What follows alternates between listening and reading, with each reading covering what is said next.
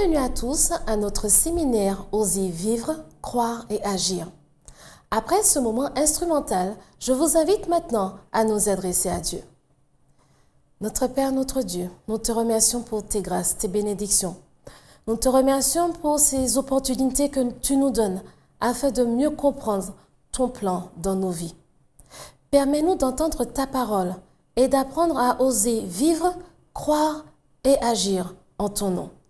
Que ta paix et ta grâce soient avec nous, au nom de Jésus ton Fils et pour ta gloire. Amen. Maintenant, je vous invite à écouter la suite de notre programme.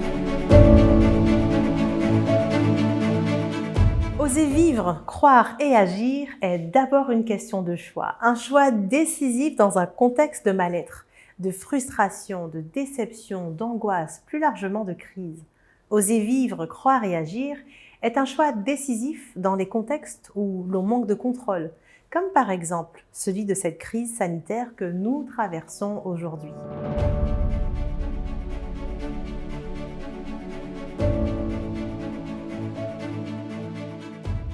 C'est continuer de croire au milieu du chaos. Mais comment garder ou retrouver l'espoir dans un contexte tel que celui-là? De votre expérience, comment avez-vous vécu cela? Ou comment vivez-vous en ce moment? Avant d'aller plus loin, définissons ce qu'est l'espérance. Non pas une définition sortie du dictionnaire, mais une définition qui s'appuie sur ce que vous avez vécu ou vivez en ce moment. Et observons à quel moment nous nous retrouvons dans une situation que l'on pourrait dire chaotique. Êtes-vous prêts? Alors parlons-en. Avoir de l'espérance, pour vous, qu'est-ce que c'est? Pour moi, avoir de l'espérance s'inscrit dans un contexte. C'est espérer croire en une vision ou avoir un souhait que l'on désire sincèrement voir se réaliser. Je vais alors dire, j'espère, j'ai l'espoir que, j'ai l'assurance que, je crois que, j'ai foi en. Mais parlons maintenant du chaos, très rapidement. De votre point de vue ou expérience, qu'est-ce que c'est? On parle souvent d'une situation chaotique quand dans un contexte donné, il y a confusion, où il n'y a plus de maîtrise et que les individus ne trouvent plus de solution pour maintenir, dira-t-on, un équilibre. Personnellement, c'est un terme que je n'utilise pas. Les mots dramatiques ou inquiétants, qui suscitent trop de fortes émotions, qui entraînent la panique, le découragement, sont exclus de mon vocabulaire, le plus souvent. Est-ce une déformation professionnelle en tant que business coach ou consultante? Je dirais plus que cela est un de mes traits de caractère. Voir les opportunités, les aspects positifs d'une situation que je définirais plus inconfortable ou challengeante. Je ne dirais donc pas une situation compliquée, je parlerai plus de challenge. Alors ici, ce n'est pas pour dire que c'est mieux de faire ainsi, cela va simplement plus avec les mots qui m'apportent plus de boost et de défi, m'emmenant vers plus de résultats, vers un résultat à viser que vers la complainte. C'est aussi l'angle qu'a choisi Mark Finlay dans son livre récent « L'espérance au milieu du chaos ». Certainement pas pour dramatiser, mais justement pour livrer les antidotes contre la peur. Beaucoup ont peur aujourd'hui. D'ailleurs, dans sa 4e de couverture, l'arrière de son livre, il exprime bien. Et il dit « Nous vivons dans une époque où la peur de l'avenir est la peur la plus répandue, alimentée par le média de communication. Elle s'installe dans la société. Nous avons peur du réchauffement climatique, d'une possible guerre nucléaire, de la maladie et de la mort, du chômage. D'ailleurs, on a pu observer que ces sujets font partie du top des sujets tendances des polémiques. Les journaux s'interrogent, catastrophes naturelles, pauvreté mondiale et bien sûr Covid. Mais l'année 2020 était-elle la pire année du monde? Peut-on encore déterminer le pire? Des études rapportent que les 10 catastrophes météo les plus coûteuses de 2020 ont presque atteint 150 milliards de dollars de dommages assurés. En regardant autour de nous, dans la Caraïbe, plus largement en Europe, en Asie, en Afrique, beaucoup d'événements viennent prendre des vies ou susciter un gouffre financier. Prenons un exemple très récent comme le volcan de la Soufrière sur cette petite île caribéenne de Saint-Vincent et les Grenadines. Une série d'éruptions d'un volcan qui était resté en sommeil pendant des décennies. Des images filmées avec des téléphones portables montraient une épaisse colonne de cendres projetée dans le ciel et qui a fini par recouvrir une grande partie de l'île. Ou encore Les incendies de brousse en Australie, début 2021. Plus d'1 milliard d'animaux ont perdu la vie. Des milliers d'habitations ont été détruites et beaucoup de personnes ont péri à cause des conséquences liées aux fumées. Les flammes ont brûlé une superficie plus grande que le Portugal. Qu'il s'agisse de catastrophes naturelles, de crises sanitaires ou faits divers, les nouvelles dans le monde n'apportent pas beaucoup de faits rassurants. Et sur un plan encore plus réduit, qu'il s'agisse de conflits professionnels, voire même de perte d'emploi, ou encore de crises, voire de drames familiaux, chagrins, maladies, décès, bref, un sombre tableau voudrait occuper notre vue. Qu'on le veuille ou non, ce que l'on entend, ce que l'on voit, influence et agit sur notre santé mentale, physique et spirituelle. Clément Rousset, un philosophe français, observait déjà que la pensée du pire a pour propos, de manière générale, de priver l'homme de tout ce dont il est intellectuellement muni, à titre de provision et de remède en cas de malheur. Mais revenons à notre question initiale, comment retrouver l'espoir au milieu du chaos? Je vous propose ici 3 clés pour augmenter votre capacité à croire en un avenir meilleur et embrasser les situations critiques, les situations challengeantes, autrement. La clé numéro 1, s'exercer quotidiennement à contrer la peur. De but en blanc, sans préparation, si vous demandez à une personne « As-tu des peurs ?» Les personnes qui les ont déjà conscientisées vous les partageront souvent spontanément, mais beaucoup s'étonneront de la question et ne sauront pas y répondre. Connaissez-vous d'ailleurs vous-même toutes vos peurs? Identifier ces peurs semble quelque chose que l'on laisserait aux personnes dites psychologiquement fragiles ou étiquetées à tort de personnes faibles. Pourtant, nous avons tous des peurs à certains niveaux dans des domaines différents. Nous y sommes tous sujets, quel que soit l'âge, quel que soit le titre, la fonction. Avancer en terrain inconnu, quel que soit le domaine, suscite la peur, puisque la peur est une émotion strictement personnelle que vous-même déclenchez suite à la prise de conscience d'un danger ou d'une menace. Et cette émotion démarre de votre réflexion personnelle. Pour identifier succinctement vos peurs, sans même devoir entrer dans une démarche en profondeur, vous pouvez tout simplement observer vos interactions, vos actions et réalisations sur la dernière semaine passée ou encore vos 3 derniers jours. Observez ce qui a motivé vos choix de réagir et d'agir comme vous l'avez fait. Pourquoi ai-je réagi comme cela? Pourquoi en ai-je fait autant? Ou pourquoi n'en ai-je toujours pas fait assez? Peur de briller, peur de déranger, peur de s'affirmer, peur de gêner, peur de se tromper, peur d'être exclu, peur de manquer, et on peut encore en citer. Je vous invite vraiment, chaque fin de journée, à avoir un moment rétrospectif pour ne plus subir votre vie, mais la vivre dans la connaissance et en conscience. Donc, la toute première clé pour retrouver l'espoir est de s'exercer quotidiennement à contrer la peur. Le fait de prendre des actions sur des peurs identifiées redonne l'espoir d'aller vers un état meilleur, un résultat meilleur, un avenir meilleur. Pour s'exercer à contrer la peur, il sera utile d'identifier les déclencheurs de la peur. Autrement dit, il sera utile de s'exercer à traiter les informations que l'on capte, qui suscitent cette émotion.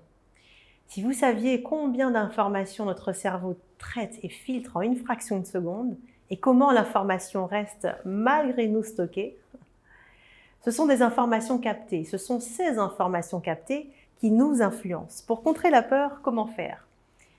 1. Traiter l'information. 2. Accepter l'information. Et 3. Embrasser l'information. Autrement dit, qu'est-ce que j'ai vu, entendu? Qu'est-ce que j'en pense au-delà de la réaction des autres? Et surtout, qu'est-ce que j'en fais? Ce sont ces peurs non traitées qui rognent votre niveau de confiance, votre espoir. Remarquez comment le manque d'espoir s'installe. On ne le voit pas arriver, mais notre comportement le révèle. Qu'avez-vous vu ou entendu dans les médias, offline ou online, comme le journal télévisé, les actualités sur les réseaux sociaux, à la radio ou lors de conversations dans vos cercles familiaux ou amicaux, professionnels même, qui vous a influencé?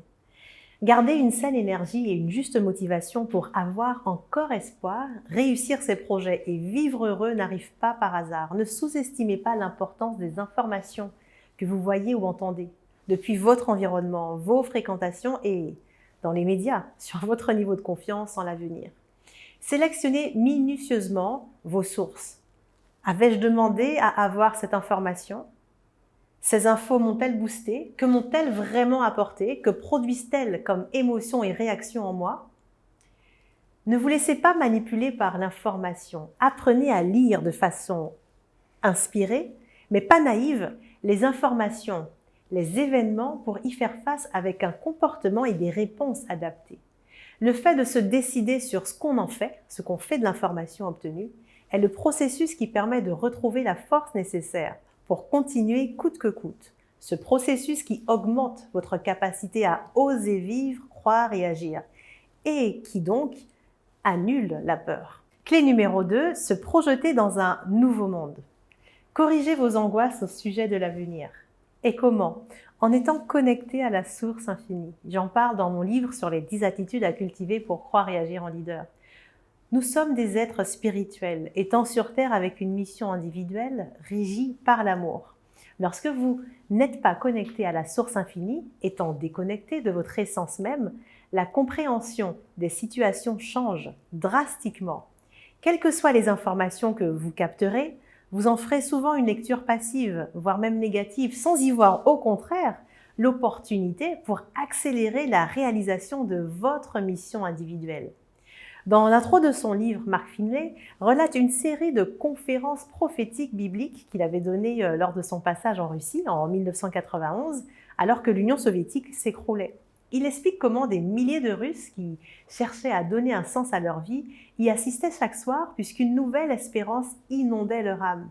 Toutes ces conférences étaient diffusées dans les médias russes et il était stupéfait de constater la profonde aspiration pour quelque chose de meilleur de la part de cette population sincère et enfermée dans un communisme athéiste. Il a même ensuite été invité à prendre la parole dans un groupe de scientifiques dans l'une des villes les plus fermées de l'Union soviétique. Même les citoyens russes n'étaient pas autorisés à y entrer sans permission spéciale. Des centaines de scientifiques s'y étaient installés venus de toute l'Union soviétique. De nombreux génies scientifiques de la nation travaillant dans des laboratoires pour mener des expériences très élaborées. Bref, il a abordé différents sujets pour les scientifiques et leurs familles, dont un qui a particulièrement retenu leur attention. Y a-t-il une espérance pour l'avenir? Ces gens voulaient savoir s'il y avait de l'espoir dans un monde où les êtres humains avaient la capacité de détruire la plupart de la vie sur la planète Terre. Ils se demandaient comment faire face à l'avenir avec confiance. Nous ne sommes certainement pas destinés à vivre une vie banale ou médiocre. Ce n'est pas ce qui est prévu pour l'homme par la source infinie. Que nous nous tracassions et sombrions à cause de soucis ou d'inquiétudes et de malheurs. Notre niveau de foi, de confiance, d'espoir ne dépend pas de la situation sanitaire mondiale, de l'état de l'économie, de votre employabilité, à savoir est-ce que je vais continuer à avoir du travail ou même est-ce que je vais en retrouver. Il est plus qu'urgent de traiter et contrer cet état général d'anxiété ou de peur. La deuxième clé est de se projeter dans ce nouveau monde. Et là, je ne parle pas du nouveau monde qui vient avec la 5G, l'intelligence artificielle et toutes les technologies intelligentes ultra connectées. Je parle d'un monde connecté certes, mais connecté continuellement à la source infinie, où l'on vit en symbiose. Ce monde présent, mais pour le moment invisible. C'est pour cela que Paul, dans le livre de Romains dans la Bible, dans le chapitre 15 au verset 13, laisse ce conseil. Que le Dieu de l'espérance vous remplisse de toute joie et de toute paix dans la foi, pour que vous abondiez en espérance, par la puissance du Saint-Esprit. Se projeter dans ce nouveau monde ne se limite pas à la connexion avec la source infinie, mais surtout à la démonstration concrète par des répétitions de passage à l'action dans votre propre champ de compétences ou de connaissances. Je parle ici d'attitude et de manifestation de ce que l'on poursuit. Ce n'est pas le Covid seul qui emmène au chaos, mais l'anxiété et le manque de foi qui l'accélèrent. Je parle donc ici d'un espoir qui ne suscite pas uniquement de réactions superficielles et émotionnelles. Je parle de cet espoir qui vous permet de relativiser les circonstances de la vie en perspective de votre préparation à vivre déjà dans le monde de demain. Il y a plus que ce monde. Personnellement, si ce n'est l'impact géographique en termes de déplacement, en tant que digital nomade, la situation mondiale, loin de m'indifférer, me motive. Je prends conscience de l'opportunité et non des contraintes qui s'offrent à moi pour diffuser mon message sur l'importance du passage à l'action au travers de ses dons, talents et compétences innées ou acquises. Mon message clé prend tout son sens. En tout cas, la mission personnelle à laquelle j'ai répondu, qui est la maximisation du potentiel de chacun au travers d'un projet, pour que chacun devienne justement un agent de changement pour l'autre. J'ai compris que c'est une des façons accélérées de se connaître et de développer une intimité avec la source infinie. Donc je vis ce nouveau monde et je commence déjà à m'y projeter, à découvrir à chaque pas au travers de ces accompagnements que je fais dans mon travail, ce que je ne sais pas que je ne sais pas. Voilà comment je vis mon espérance, me disant que mon passage doit être utile en attendant d'y être et de vivre encore d'autres choses. Bref. Si vous y croyez vous aussi, comment concrètement vous projetez-vous dans ce nouveau monde au quotidien? Si vous entendez parler pour la première fois de ce nouveau monde, eh bien voilà une clé pour cultiver votre espérance. Que le Dieu de l'espérance remplisse de toute joie et de toute paix dans la foi, qu'il vous remplisse pour que vous abondiez en espérance par la puissance du Saint-Esprit. Il y a des personnes qui, depuis ces événements, vivent de crainte, d'appréhension. Elles se laissent aspirer par la pensée négative de toutes ces expériences qu'elles entendent ou qu'elles-mêmes elles ont subies. Elles craignent pour l'avenir, elles anticipent les difficultés et du coup, les grossissent à tel point qu'elles ne voient même plus les avantages ou les bénédictions présentes. Elles s'inscrivent dans la culture de l'incertitude et râlent en continu, elles se plaignent en continu. Voilà ce qui alourdit, contribue et accélère le chaos. Ce n'est pas le Covid seul qui emmène au chaos, mais l'anxiété et le manque de foi qui l'accélèrent. Si nous avons la conviction que nous sommes chacun unique, ayant une mission individuelle pour cette terre, nous y penserons et cesserons de nous agiter au sujet de l'avenir. Bien au contraire, nous ferons de façon indispensable équipe avec ce puissant partenaire. Nos soucis et la tourmente psychologique s'évaporeront puisque nous serons alignés à qui nous sommes, ce pourquoi nous sommes faits et ce pourquoi nous sommes là. Cette confiance favorisera naturellement la bonne humeur pour oser vivre, croire et agir. Clé numéro 3, éveiller les consciences au monde de demain. Lorsque l'on manque d'espoir, on a souvent du mal à espérer une vie meilleure parce que l'on ne sait pas à quoi cela peut ressembler. Finalement, pourquoi êtes-vous sur Terre? Quel est le but ultime de l'existence? Eh bien, de ma compréhension, c'est faire du bien à ses semblables, notamment au travers de sa mission individuelle, régie par l'amour, et se préparer à une haute destinée dans ce nouveau monde, où nous verrons la source infinie. Nous vivons déjà cette connexion dans cette vie et continuerons à vivre cette connexion dans la vie à venir. Les grandes vérités relatives à la providence divine et à la vie future sont souvent ignorées. D'ailleurs, tout comme la connaissance de la volonté de la source infinie et de notre mission individuelle. Le moment est venu de maintenir une connexion avec la source infinie et d'éveiller les consciences à ce propos. Toutes les facultés intellectuelles, morales et physiques de l'homme sont un don divin et doivent être poussées au plus haut degré possible de développement et de perfection. Si on donnait à ce principe l'attention qu'il mérite vraiment, on verrait un changement radical dans le niveau de confiance en l'avenir, au lieu d'exciter une émulation malsaine, compétitive et individuelle. Éveiller les consciences au monde de demain et cultiver des relations avec des personnes désireuses d'entrer dans ce monde. Vous pouvez mieux alors avancer dans vos objectifs et centres d'intérêt quand vous avez un bon réseau de soutien, leader. Il est bien plus facile de cultiver l'espoir au sein d'une communauté forte quand vous êtes accompagné plutôt que lorsque vous êtes livré à vous-même. Enfin, nous avons vu 3 clés pour augmenter votre capacité à croire en un avenir meilleur et embrasser les situations critiques et challengeantes autrement.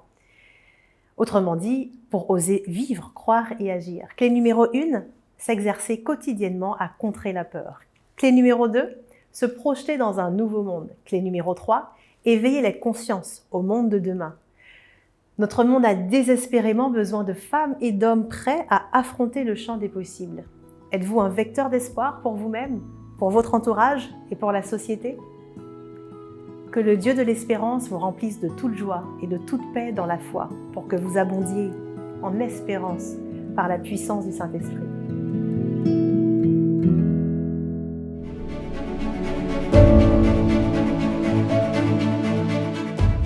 ce soir, une fois de plus, vous saluer, quel que soit le support que vous avez choisi de pouvoir, que ce soit celui que vous avez choisi. Nous voulons quand même vous saluer, vous souhaiter une bonne écoute, la suite de tout ce que nous avons dit, puisque nous avons vu avec notre conférencière ce soir la thématique qui était de l'espoir au milieu du chaos, où elle a souligné l'impact de la foi dans l'espoir. Plusieurs questions, droit de réponse ce soir. Alors, qu'est-ce que la foi? Dans le livre des Hébreux, au chapitre 11 et le verset 1, il est dit que nous indique que la foi est une ferme assurance des choses qu'on espère et une démonstration de celles qu'on ne voit pas. Effectivement, quand on parle de foi, il y a ce qu'on ne peut pas voir, ce qu'on ne peut pas. C'est juste de l'espérance, ce qu'on espère, mais on ne le voit pas. Il y a une autre question aussi que nous pouvons nous poser ce soir. Mais si la foi, c'est tout ce que nous avons dit, c'est la foi est une affirmation des choses qu'on espère et une démonstration de celles qu'on ne voit pas, eh bien l'autre question, c'est qui donne la foi? Eh bien dans le livre des Éphésiens, au chapitre 2, le verset 8, il a dit « Car c'est par la grâce que vous êtes sauvés, par le moyen de la foi. » Mais ce que Paul souligne dans cette partie-là, il dit « Et cela ne vient pas de vous, c'est le don de Dieu. » Donc, quel que soit celui que vous pensez être, vous avez besoin de la foi. Et vous devez savoir que la foi, c'est un don de Dieu. C'est quelque chose que Dieu est prêt à vous donner. Dieu est prêt à donner à tous ceux qui sont prêts à lui demander la foi. Eh bien, ce soir, une fois de plus, eh bien, il y a question de savoir que puisque c'est un don de Dieu, comment l'obtenir, comment obtenir la foi? Eh bien, peut-être que certaines personnes pensent que c'est quelque chose qu'on pourrait monnayer. Peut-être que certaines personnes pensent que c'est quelque chose qu'on pourrait aller dans une église et puis on aura la foi. Eh bien, dans le livre de Matthieu, au chapitre 7, Matthieu nous dit « Demandez et l'on vous donnera. » Juste de demander et l'on vous donnera. Mais oui, vous savez, souvent quand on demande des choses aux gens, cela peut arriver qu'on ne puisse pas l'obtenir. On peut demander à quelqu'un quelque chose, on aspire, on désirait, mais on ne l'a pas obtenu. Eh bien, sachez une chose, que lorsque vous demandez la foi, il y a une garantie. Vous savez, pour les voitures, vous avez une voiture, il faut qu'il y ait une garantie, une assurance qui va répondre. Parfois, l'assurance que vous avez choisie pour pouvoir répondre, elle ne répond pas parce qu'elle va vous chercher toutes sortes de petites chicanes, parce qu'il y a eu un petit problème. Et bien là, nous avons une garantie. Dans le livre de Jean, chapitre 14, verset 13, il a dit « Tout ce que vous demanderez en mon nom, vous le recevrez. » Donc, nous devons demander la foi au nom de Jésus. Et quand nous allons demander la foi au nom de Jésus, eh bien, nous sommes conscients que nous allons le recevoir. Vous savez, il y a des gens qui pensent que quand on va dans une église, systématiquement, on a la foi. Il y a des gens qui pensent que lorsqu'on a, quel que soit ce que, dès qu'on est dans un courant religieux, on a la foi. Mais je suis un petit peu triste de vous le dire, que ce n'est pas parce qu'on est dans un courant religieux, ce n'est pas parce qu'on va dans une église qu'on a la foi. Il faut s'examiner, il faut demander à Dieu de vous accorder la foi. Et puis, vous savez, la foi, il y a toute son importance dans votre vie. La foi a de l'importance pour vous. Pourquoi la foi a de l'importance? Pourquoi il est urgent de savoir qu'est-ce que c'est que la foi, nous l'avons déjà dit, mais il est urgent de savoir, il y a quelque chose qui doit être clair ce soir pour vous. C'est que la foi dans le livre des Hébreux, au chapitre 11, nous dit, et Paul nous dit dans le livre des Hébreux, chapitre 11, « Or, sans la foi, il est impossible de lui être agréable. » Ça voudrait dire que nous ne pouvons pas être agréables à Dieu si nous n'avons pas la foi. Vous savez, ce soir, nous allons, chaque soir, vous aurez l'occasion de découvrir des images. Je vais vous faire des petites images, vous allez voir, vous allez apprécier. Je crois que ça va apporter un plus dans notre réflexion. Et pour ce soir, vous allez voir sur la table qu'il y a une couche d'eau et un verre. Et je voudrais simplement vous dire que la couche d'eau que vous voyez qui est sur la table est le symbole de la foi. Ce que Dieu, c'est pas de... Non, mais c'est simplement une image. C'est ce que la foi. Et puis ce verre-là, c'est chacun d'entre nous. Chacun d'entre nous, ce que Dieu veut faire en nous. Il veut nous remplir de la foi. Mais si ce verre il est penché, comment on pourra verser de l'eau dedans? Certainement, l'eau tombera. Donc, la manifestation pour obtenir la foi, il faut que nous puissions nous redresser. Et à ce moment-là, Dieu est prêt à nous remplir. Dieu est prêt à nous remplir de la foi. Mais sachez une chose, que lorsque Dieu vous remplit de la foi, ce n'est pas une affaire d'un jour. Je ne demande pas la foi pour un jour et puis je l'ai pour toute la vie. Non. La foi, ça doit être une relation perpétuelle, une relation quotidienne avec Dieu, une relation où tous les jours vous lui demandez la foi. Et c'est ce qui va vous permettre d'être renouvelé, c'est ce qui va vous permettre d'avoir une nouvelle vision, c'est ce qui va vous permettre de pouvoir croire, c'est ce qui va vous permettre de vivre et d'agir. Cela va vous motiver, vous aurez une nouvelle impulsion dans votre vie. Vous avez besoin ce soir de demander à Dieu la foi. Et puis vous savez, lorsque Dieu vous remplit au point que ça déborde. Oui, Dieu vous remplit au point que ça déborde. Vous avez besoin de pouvoir recevoir la foi. Ce soir, une fois de plus, je voudrais vous inviter. Tandis que vous voyez sur le bas de l'écran, vous voyez qu'il y a un numéro de téléphone, qu'il y a aussi une adresse email qui vous est proposée. Si vous avez besoin de communiquer avec nous, n'hésitez pas de communiquer par l'un des moyens qu'on vous propose. Vous avez une question à poser, vous avez quelque chose qui vous interpelle, eh bien n'hésitez pas, mais sachez ce soir que la foi est un don de Dieu et que ce n'est pas parce que vous êtes dans une confession religieuse ou tout ce que vous voulez que vous avez la foi. Mais vous devez demander à Dieu la foi. Et que cette fois, quand vous le demandez à Dieu, Dieu vous le donne il n'y a pas de problème, il vous le donne. Donc n'hésitez pas. Et d'après l'expérience que nous avons montrée avec l'eau, sachez que Dieu est prêt à vous le donner à profusion. Est-ce que vous êtes prêts ce soir? Quel que soit là où vous êtes, je vous invite à vous mettre debout. Et nous allons prier. Nous allons demander à Dieu de nous accorder cette foi. Nous allons demander à Dieu de nous remplir. Parce que Dieu est disposé. Il dit que celui qui demande, demande sans douter. Et il lui sera donné. Nous allons prier. Fermons les yeux. Notre Père qui est aux cieux, nous voulons te donner toute l'honneur, toute la gloire qui t'est due. Nous voulons en ce moment, Seigneur, t'exalter, parce que nous savons que tu es Dieu, nous savons que sans toi, nous ne pouvons rien faire. Nous savons qu'avec toi, tout est possible, Seigneur. Et c'est pourquoi, merci de ce que tu nous interpelles. Merci de ce que tu nous permets de comprendre ce qu'est la foi, comme un don, comme ce que tu es prêt à nous donner, Seigneur. Et de nous laisser nos cœurs ouverts à l'action du Saint-Esprit. Permets que ce cœur soit sensible et que nous puissions recevoir la foi et que nos vies soient changées. Oh, notre Dieu. Fais du bien à tous ceux et celles qui nous écoutent sur les différents réseaux sociaux. Seigneur, nous t'en supplions de nous faire du bien, de nous garder, de nous protéger. Et nous te prions ce soir, au nom de Jésus-Christ, et que tout honneur, toute gloire te revienne au siècle des siècles. Amen. Nous voulons ce soir vous remercier d'être avec nous. Vous avez été là, nous vous remercions. Nous voyons qu'il y a beaucoup de personnes qui sont en train d'envoyer des SMS et tout cela. Nous voulons vous encourager. Et nous voulons vous dire que partagez, vous pouvez partager avec vos amis, vos collègues de travail, partout, partagez ces vues. Parce que les gens ont besoin de savoir qu'il y a un Dieu, qu'il y a de l'espoir. Les gens ont besoin de savoir que malgré toute la crise que nous parlons aujourd'hui, qu'il y a de l'espoir. Donc partagez. Nous vous donnons rendez-vous demain soir à partir de 18h. Nous vous donnons rendez-vous surtout. Ne venez pas tout seul. Emmenez quelqu'un. Dites à quelqu'un, connecte-toi à 18h. Et puis là, les gens seront enrichis. Et vous allez pouvoir aider un ami, une amie, un collègue de travail, quelqu'un qui avait besoin d'entendre cette déclaration que la foi est un don de Dieu. Vous pouvez le faire dès ce soir. Envoyez des informations, envoyez tout ce qu'il faut pour permettre aux gens de se connecter. À demain soir, Dieu voulant.